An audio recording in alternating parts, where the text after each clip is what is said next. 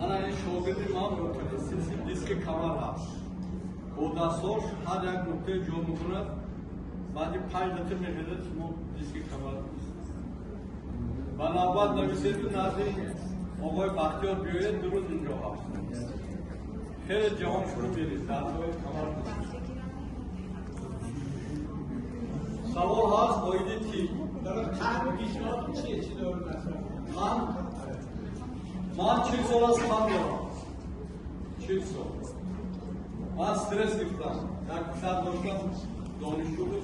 مقتدم بود. بعد اون استرس قند خاصی برام شد. من یاد گرفتم قند ما خودم یکم برای قند پاس کردن این حرکت. وقتی که شما حرکت میکنید قند در میگیره پاس میشه.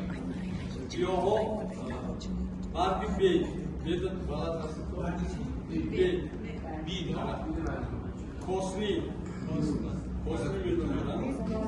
برگ انجیر قریب 100 نمود گیاها هست اونو میتونید استفاده کنید از خوراک خوردن شما وابسته کنید.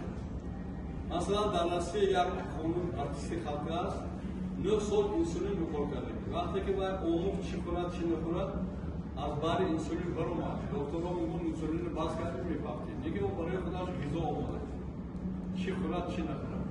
یا خانم دیگه بیماری سرطان 1 سال فقط گریچکا چی بگو یک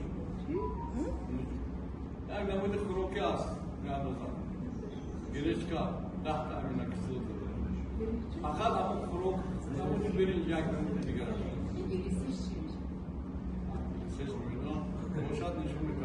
زرشک گرچکه نمیزید گرچکه چی میزد اما وقتی با خودش شما یافتگی باشکم با دقیقه شما میرسونم که من در تاجیکستان ناحیه عینی در برندی 1750 متر آسایشگاه دارم داخل کوه خیلی جای قشنگ دریاچه‌های شور چشمه‌های آب تراوتی که سنگ کوله نیست. هر روز 1 ساعت شما که روز رفتید من به شما درس‌های ازام می‌گفتم می‌آموزونم کدام گل برای چی کدام درخت برای چی کدام سنگ برای چی درس‌های آموزشی هر یک مریضی که پیش من میاد 50% تغییر میشه. باش دومش 3 وقت خوراکتون رو می‌خورید 7 مشروط تبابتی است هر یک دانه با تبابت حساب میانه 5-10 کیلومتر رو حالا خواهشمندان باشید 10 روزش همگی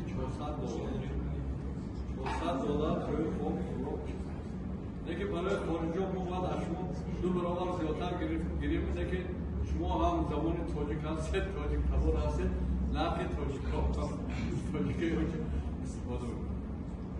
من اگر مسئله تیپ سوال باشد جواب میتونم نمیشد چند تا روپایی خانه